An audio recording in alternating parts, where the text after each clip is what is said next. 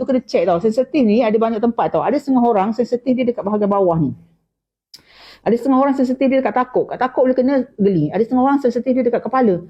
So kena check. Yang saya punya klien ni sensitif dia dekat bawah kepala. Saya akan asah lebih pada bawah kepala. Kita asah.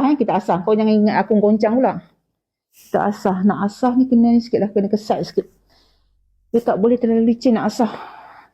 Asah kena kesat. Macam kita asah gunakan, ibarat kata macam kita guna kertas pasir.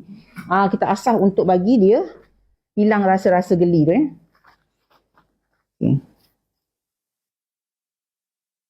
Saya akan asah. Saya akan guna macam ni. Okay, asah.